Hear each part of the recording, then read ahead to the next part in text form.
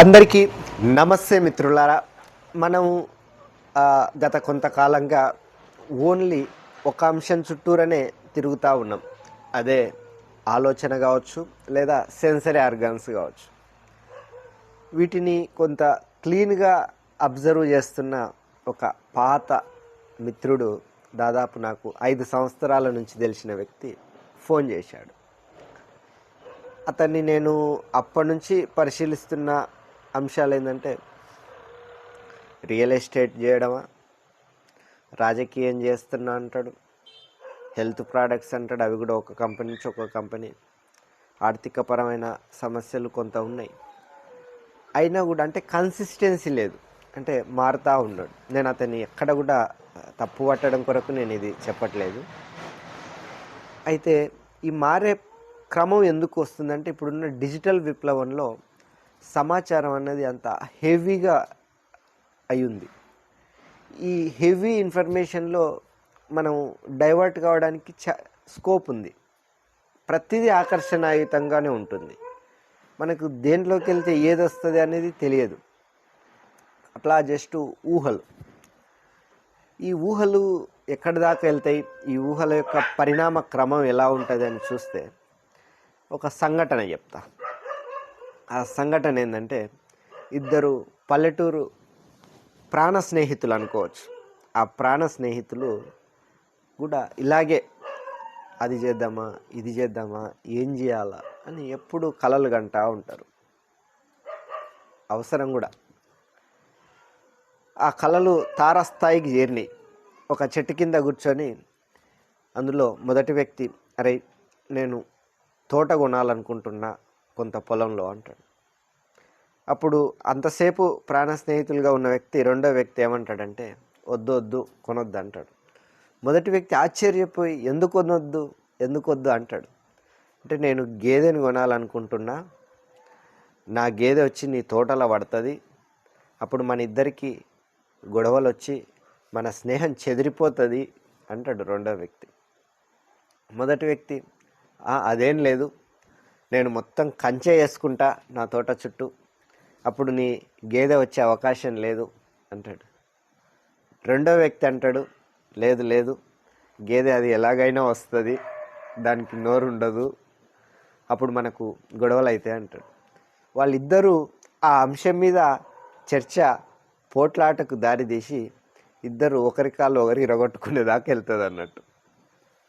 అంటే మనం అర్థం చేసుకోవాల్సింది ఏంటంటే, భవిష్యత్తు గురించి ఆ ఊహలు కళల్లోంచి బయటికి వచ్చి ఆచరణ, రిజల్ట్ మాట్లాడుద్ది. రిజల్ట్ ఏందనేదే మాట్లాడద్ది. నువ్వేం చేస్తున్నావు, ఎన్ని రకాల వర్క్స్ చేస్తున్నావు అన్నది ఎవరికి కౌంటుకు రాదు. ఇప్పుడున్న యూత్కు ముఖ్యంగా డైవర్ట్ కావడానికి చాలా అంశాలు వచ్చి పడిపోయినాయి. ఏది రైటు ఏది రాంగ్ అని తెలుసుకోనికి లోపే జీవితం అంతా వృధా అయ్యే అవకాశం ఉంది. సో ఏది తెలుసో దాన్ని అప్లై చేయడమే, ఆచరించడమే. అది కొంత రిజల్ట్ చూపిస్తుంది. ఆ రిజల్ట్ను పట్టుకొని ఇంకొద్దిగా మనం రిజల్ట్ మాట్లాడుద్ది అల్టిమేట్గా. లేదంటే ఇప్పుడు ఆ స్నేహితులు కదా కొట్లాడుకున్నట్టుగా వాళ్ళ యొక్క జస్ట్ ఆ చర్చలోంచే రిజల్ట్కి ఎటో పోయింది అన్నట్టు. వాళ్ళు కొన్నది లేదు, చేసింది లేదు. సో దానివల్ల ఏమైంది, ఆ భవిష్యత్తు గురించి ఆలోచించే క్రమంలో వర్తమానం అంతా గందరగోళం అయిపోయింది. సో ఎప్పుడు కూడా మనం ప్రజెన్స్లో ఉన్న వనరులేవి, వాటిని ఎంత బాగా ఉపయోగించుకుంటున్నావు అన్న దాని మీద భవిష్యత్తు ఆధారపడి ఉంటుంది. నువ్వు ఉన్నదాన్ని వినియోగించుకోకుండా భవిష్యత్తు గురించి ఉంటే కళలు కనుక్కుంటూ ఉంటే ఏమి ఉపయోగం ఉండదు. దీనికి నేను ఇంకా కొద్దిగా రియలిస్టిక్గా చెప్తా. అంటే చాలామంది ఏంటంటే, వాళ్ళకు ఉన్న వనరులు ఏవనేది కూడా ఐడెంటిఫై చేయలేరు. ఫర్ ఎగ్జాంపుల్, నేను మొన్న ఇక్కడే పక్కన ఒక చిన్న పల్లెటూరుకి వెళ్ళా. అది 2 వీలర్ది లైట్ అనేది పడట్లేదు. ఇప్పుడు ఆ లైట్ పడట్లేదని నేను అక్కడ ఉంటే రాత్రి అంతా అక్కడే ఉంటా. కానీ నా దగ్గర ఒక మొబైల్ ఉంది. ఆ మొబైల్ యొక్క లైట్ ఎంతవరకు కనిపిస్తుంది, ఇక్కడ నుంచి 1 మీటర్ దూరం కనపడింది. నేను ఆ లైట్ వేసుకొని 1 మీటర్ వరకు వెళ్ళానుకో, మళ్ళీ నాకు ఇంకో మీటర్ వెలుతురు కనిపిస్తుంది, అక్కడ నుంచి ఇంకో మీటర్ వెలుతురు కనిపిస్తుంది. అట్లా నేను వచ్చేసా, గమ్యాన్ని చేరా. ఫస్ట్ మన దగ్గర ఉన్న వనరులేవి, మన దగ్గర ఉన్న స్కిల్ ఏది, మనం ఏం చేయగలుగుతాం అని మొదలు పెడితే, ఆ మొదలు పెట్టిన తర్వాత మనకు యాక్షన్ గివ్స్ క్లారిటీ వచ్చిన తర్వాత నువ్వేంది యాక్షన్ చేసేది? ఫస్ట్ యాక్షన్ చేస్తే క్లారిటీ వస్తుంది. అందరు ఇక్కడే మనం చాలా ఎరుకతో ఉండాల్సింది. అందరు ఏమనుకుంటారంటే మనం క్లారిటీ వచ్చినాక మొదలు పెడదాం అనుకుంటారు. అసాధ్యం అది. నువ్వు మొదలు పెట్టినాకనే క్లారిటీ వస్తుంది. ఇప్పుడు నువ్వు విత్తనం వేసినాక పంట వస్తుందా?